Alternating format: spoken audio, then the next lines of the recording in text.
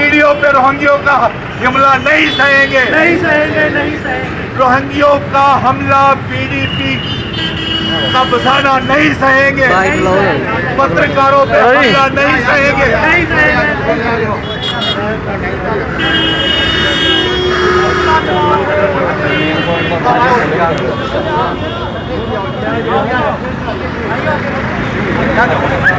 बड़ा फटका जी है।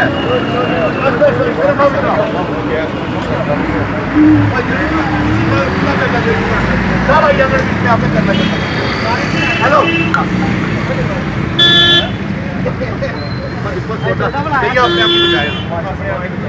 बीजेपी पीडीपी गवर्नमेंट हाय हाय पत्रकारों पे अत्याचार नहीं होने देंगे, नहीं होने देंगे, नहीं होने देंगे। पत्रकारों पे हमला नहीं होने देंगे, नहीं होने देंगे, नहीं होने देंगे। पत्रकारों पे हमला नहीं होने देंगे।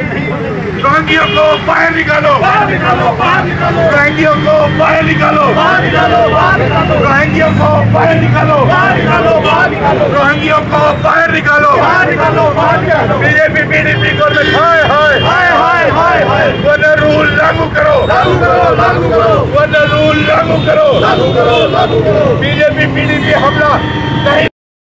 देखिए आज जो हमारे पत्रकार मित्रों के ऊपर ये हमला रोहिंग्या बांग्लादेशियों ने किया है, ये एक खतरे की घंटी है कि कितना मनोबल रोहिंग्या बांग्लादेशी वर्मीज और एक खास समुदाय के लोगों का जम्मू में बढ़ चुका है। ये रोहिंग्या को जम्मू से जल्द बाहर निकाला जाए। इन्होंने सुंजमा अटैक करवाया, ये ड्रग्स की स्मगलिंग करते हैं, लड़कियों को अपनी महिलाओं को बेचते हैं, ये कश्मीर में एम्यूनिशन और इसके ताल्लुकात ISI पाकिस्तान के साथ है रोहिंग्या बांग्लादेशियों को, और ये महिलाओं बच्चियों की स्मगलिंग करते हैं, उन्हें बेचते हैं और ये खतरा है। पहले इनकी वजह से सुंजमा हमला हुआ, फिर सुंजमा के ऊपर पत्थर मारे गए आर्मी कैंप के ऊपर, और उसके बाद गो इंडिया गो बैक दीवारों के ऊपर लिख दिया। आज जो हमने ये पुतले जलाए हैं, ये महबूबा मुफ्ती के पुतले जलाए हैं जो इस जम्मू कश्मीर राज्य को इस्लामिक राज्य बनाना चाहती है, और जम्मू की डेमोग्राफी रोहिंग्या बर्मीज और बांग्लादेशियों को जम्मू में बसा करके यहाँ के डेमोग्राफी भौगोलिक स्थिति को बदलना चाहती है।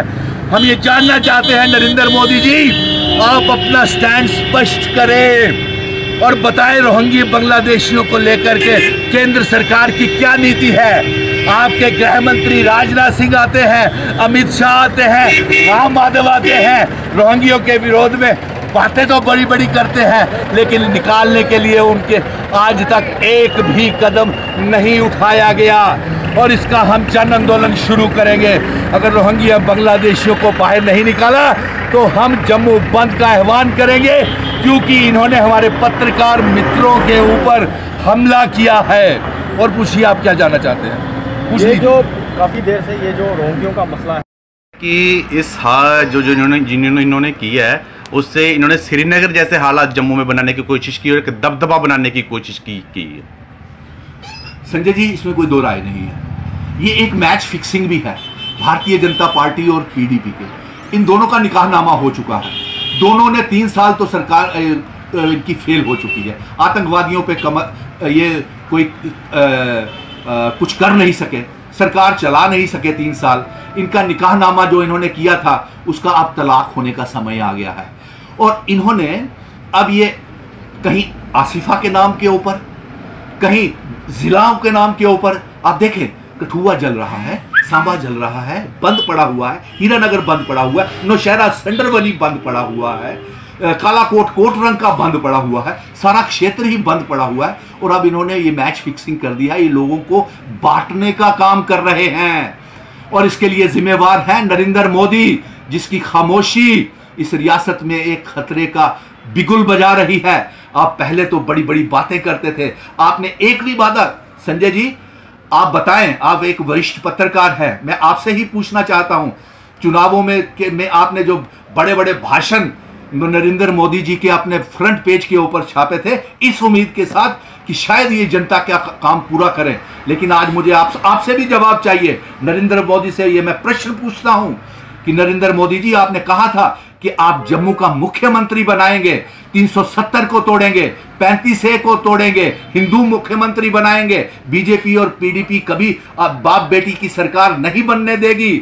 आज आपके वो वादे कहां गए? आपने कहा था विस्थापितों को यहां पे सेटल किया जाएगा, आपने कहा था डिलिमिटेशन कमीशन लागू की गई, आपने ना डिलिमिटेशन लागू किया, ना 370, ना 35A, ना विस्थापितों को पीओ के रिफ्यूजियों को बसाया, ना जम्मू का मुख्यमंत्री दिया। उल्टा आपने जम्मू की आन बान और शान को कश्मीरी पीडीपी की पैरों के तले कुचल दिया। आज सबसे खून के आंसू रो रहा है जम्मू के लोग, जम्मू का युवा वर्ग, जम्मू की आवाम, जिसका कोई भी कार्य, कोई भी सुनवाई इन 3 सालों में नहीं हुई। जितनी जिल्लत जम्मू के लोगों को महबूबा मुफ्ती से भारतीय जनता पार्टी ने दिलवाई है, ये अब मैच फिक्सिंग कर रही है कि वो तुम मुसलमानों का कार्ड भेजो और हम हिंदुत्व का बिगुल बजाएंगे, और ये मैच फिक्सिंग है दोनों के। लेकिन हम यहां से ये कहते हैं कि हम 2019 में इस षड्यंत्र को कामयाब नहीं होने देंगे।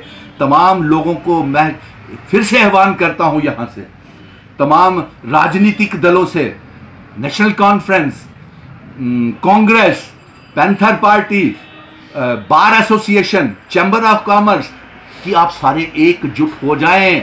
जम्मू को इस्लामिक स्टेट नहीं बनने दें, जम्मू की डेमोग्राफी को नहीं बदलने दें, रोहिंग्या बांग्लादेशियों को जल्द से जल्द बाहर निकालें। अरे ये भारतीय जनता पार्टी ने इतनी जिल्लत करवाई कि ये एक मामूली सी महाराजा हरि सिंह जो इस रियासत के फाउंडर थे, उनके नाम के ऊपर भी छुट्टी नहीं करवा सके। इन्हें इस्तीफा दे देना चाहिए, उप मुख्यमंत्री को भी, कैबिनेट मिनिस्टर को भी, और स्टेट के। और देखिए छोटी छोटी बातों के ऊपर ये धरने प्रदर्शन ब्यूरोक्रेट्स के खिलाफ भी करते। तो लगता नहीं है कि मीडिया जनता की आवाज़ है और ये ऐसे ऐसे मुद्दे उठाती है जिन पे स्टेट गवर्नमेंट या कोई भी लीडर नहीं उठा सकता, लेकिन मीडिया के ऊपर ऐसा हमला इन्होंने क्या सोच समझ के किया होगा?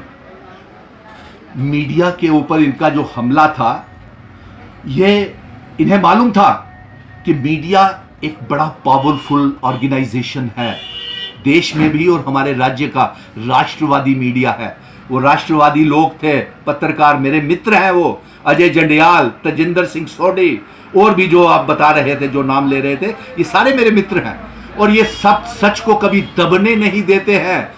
और ये राष्ट्र के लिए मैंने इन्हें बॉर्डर्स के ऊपर, जीरो ग्राउंड के ऊपर जाकर के कवरेज, जब गोलाबारी हो रही होती है सीमाओं के ऊपर और घुसपैठ हो रही होती है, पाकिस्तान मिसाइल्स दाग रहा होता है, वहां से माइग्रेशंस हो जाती हैं सीमाओं से, लेकिन मैंने आपको, संजय जी, परिवर्तन न्यूज, तमाम पत्रकार मित्रों को, और जिनके ऊपर कल हमला किया गया, इनको जीरो ग्राउंड के ऊपर जाकर के अपनी जान की बाजी लगा करके देश के लोगों को सच बताने के लिए ये वहां तक पहुंचते हैं। और कल जो इनके ऊपर हमला किया गया, वो इस डर से किया गया कि इसमें लोकल्स भी इन्वॉल्व हैं, लोकल लोगों ने शरण दी हुई है, वो जो जहां के हैं, रियासत के हैं, उनको पीएसए लगा करके लाइफ टर्म इम्प्रिजनमेंट उनको मिलनी चाहिए। कानून के तहत जो भी कातिलाना हमले के लिए जो भी बड़ी से बड़ी सजा है, उन्हें मिलनी चाहिए। और उन्होंने जानबूझ के रोहिंग्यों को यहां रखा हुआ है, उनके कमाई के साधन हैं, उनसे किराए लेते हैं। और आईजी साहब का जो बयान आया, एसडी सिंह जम्वाल साहब का, कि हमने एफआईआर दर्ज कर ली है, लेकिन जम्वाल साहब, आप एक अच्छे इंस्पेक्टर जनरल ऑफ पुलिस हैं, आप सही तरीके से पुलिसिंग करते हैं, लेकिन जम्मू कश्मीर की जनता, विशेष तौर पे जम्मू की जनता संतुष्ट नहीं है जब तक कि उस कातिलाना हमलों को एक कत्ल का रूप देकर के उन्हें कड़ी से कड़ी सजा नहीं मिले। सर, आपको क्या महसूस होता है कि जो रोहिंग्या जहाँ पे बसे हुए हैं, इन्होंने कोई जहाँ के स्टेट सब्जेक्ट या कोई ऐसी आइडेंटिफिकेशन बनाई तो नहीं है जिसके कारण ये इतनी देर से जहाँ पे टिके हुए हैं हमारे इंडिया गवर्नमेंट में और स्टेट रीजन के गवर्नमेंट में? देखिए, बड़े शर्म की बात है।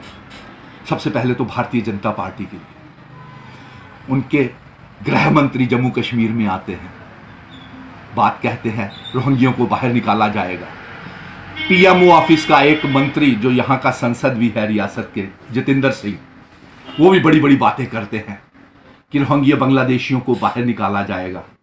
प्रधानमंत्री जी के वक्तव्य आते हैं, डिफेंस मिनिस्टर के आते हैं, उसके बावजूद भी यहां से अगर नहीं निकाला जाता तो वो ये बड़े शर्म की बात है भारतीय जनता पार्टी के लिए। और आपका ये कहना बिल्कुल सही है, इन्होंने अपने आधार कार्ड बना लिए हैं, राशन कार्ड तक बना लिए हैं, और ये लोग राष्ट्र विरोधी गतिविधियों में शामिल हैं। इनका आईएसआई के साथ लिंक है, हो सकता है आईएस के साथ भी लिंक हो, पाकिस्तान के साथ, जैश ए मोहम्मद, लश्कर तोयबा के साथ इनके लिंक है। इसीलिए तो सुंजमा में हमला हुआ पहले, फिर आर्मी वालों के ऊपर पत्थरबाजी की गई, फिर दीवारों पे इन लोगों ने लिख दिया भारतीय आप बाहर जाओ, इंडियन मैं वो लफ्ज नहीं बोलना चाहता हूं, गो बैक इंडियंस लिखा। इनको लोकल लोगों की भी यहाँ पे वो मिल रही है, सुरक्षा मिल रही है। और मैं ये कहना चाहता हूं कि अब डीजी साहब को चाहिए कि वो जल्द से जल्द जम्मू के इर्द गिर्द के जितने भी इलाके हैं वहां पे सर्च कॉम्बिंग ऑपरेशन करे। जम्मू में भी स्लीपर सेल्स मौजूद है आतंकवादियों के। पाकिस्तान को पता है कि उसके जो समर्थक हैं वो जम्मू में भी हैं, कश्मीर में भी हैं, और रियासत के अलग अलग जगह में बैठे हुए हैं। इसलिए हम डीजी साहब से ये मांग करते हैं कि रोहिंग्यों को, बांग्लादेशियों को जल्द से जल्द बाहर निकाला जाए और कॉम्बिंग सर्च अम्युनिशन का ऑपरेशन जम्मू में भी शुरू किया जाए, क्योंकि ये सुंजवा का जो हमला है ये लोकल लोगों को शेल्टर दिए बिना यह हमला नहीं हो सकता था। सर, आपको क्या लगता है ये जो मीडिया पे अटैक किया है रोहिंग्यों का, ये कोई प्री प्लानिंग था, क्या था? देखिए, ये हो सकता है प्री प्लान भी हो, क्योंकि जम्मू एक बहुत मुश्किल दौर से गुजर रहा है। कश्मीर जल रहा है, जम्मू सुलग रहा है और लद्दाख मायूस है। पिछले 3 सालों से जम्मू कश्मीर में कोई सरकार नाम की चीज ही नहीं है। अगर कोई सरकार नाम की चीज है और तो उसकी मुख्यमंत्री महबूबा मुफ्ती है, जो आतंकवाद समर्थक है, हुर्रियत समर्थक है, और पाकिस्तान की तो वो प्रवक्ता है। वो जब भी बात करती हैं राष्ट्र विरोधी बात करती हैं, आतंकवादियों को अपना भाई कहती है, आतंकवादी मारे गए को शहीद कहती है, तिरंगे झंडे का अपमान करती है, राष्ट्रीय कोई बात कहो तो वो राष्ट्र विरोधी कहती है। और यहां तक कि उसने यहां यह भी कह दिया कि जम्मू कश्मीर में तिरंगा झंडा लहराने वाला कोई नहीं मिलेगा। और अब वो जम्मू कश्मीर को एक नया रंग देकर के इस्लामिक स्टेट बनाना चाहती है, जिसकी जिम्मेवार भारतीय जनता पार्टी भी है, क्योंकि दोनों का गठबंधन है। भारतीय जनता पार्टी के 25 विधायक, 3 सांसद, और इनको पता ही ना चले कि डेमोग्राफिक चेंज करने के लिए कितना बड़ा षड्यंत्र महबूबा मुफ्ती रच रही है। भारतीय जनता पार्टी का अभी तक कोई बयान नहीं आया डेमोग्राफी चेंज के ऊपर। और उसके बीच में रोहिंग्यों को, जब बांग्लादेशियों को यहां से बाहर निकालने की बात की जाती है, तो पीडीपी के कार्यकर्ता उनके पक्ष में और भारतीय जनता पार्टी खामोश देखती रहती है और महबूबा मुफ्ती उनको निकालने की कोई बात नहीं करती। ये सारी एक प्री प्लानिंग है। और जो पत्रकारों के ऊपर कल हमला हुआ, ये एक राष्ट्र के ऊपर हमला है, ये जम्मू कश्मीर के ऊपर हमला है, ये जम्मू के ऊपर हमला है, और ये एक खतरे की घंटी है जो ये बता रही है कि जम्मू अब सुरक्षित नहीं है।